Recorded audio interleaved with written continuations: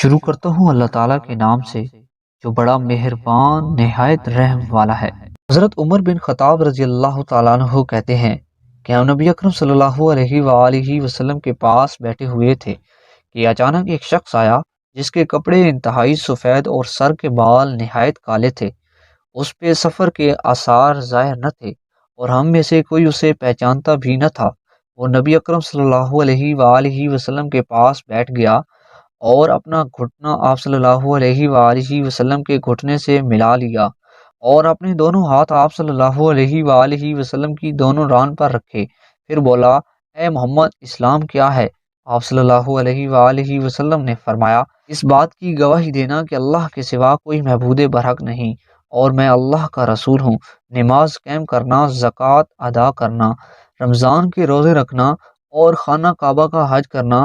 اس نے کہا، آپ نے سچ فرمایا۔ ہمیں تعجب ہوا کہ خود ہی سوال کر رہا ہے اور خود ہی جواب کی تصدیق بھی۔ پھر اس نے کہا، اے محمد، ایمان کیا ہے؟ آپ صلی اللہ علیہ وآلہ وسلم نے فرمایا، ایمان یہ ہے کہ تم اللہ اور اس کے فرشتوں، اس کے رسولوں، اس کی کتابوں، یوم آخرت اور بھلی بری تقدیر پر ایمان رکھو۔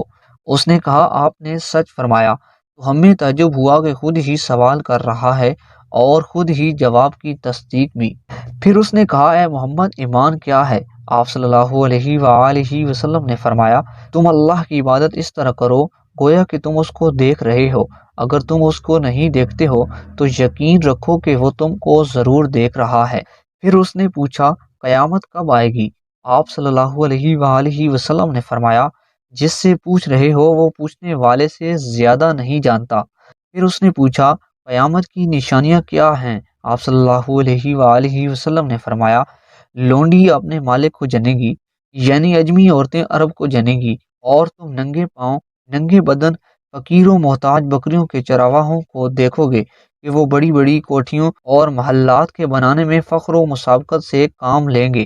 راوی کہتے ہیں، پھر عمر رضی اللہ تعالیٰ عنہ نے کہا کہ نبی اکرم صلی اللہ علیہ وآلہ وسلم مجھ سے 3 دن کے بعد ملے۔ آپ صلی اللہ علیہ وآلہ وسلم نے فرمایا، کیا تم جانتے ہو وہ شخص کون تھا؟ میں نے کہا، اللہ اور اس کے رسول بہتر جانتے ہیں۔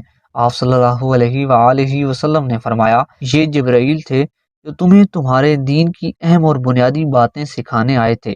حضرت علی رضی اللہ تعالیٰ عنہ کہتے ہیں کہ رسول اللہ صلی اللہ علیہ وآلہ وسلم نے فرمایا، ایمان دل کی معرفت، زبان سے اقرار اور اعضائے بدن سے عمل کا نام ہے۔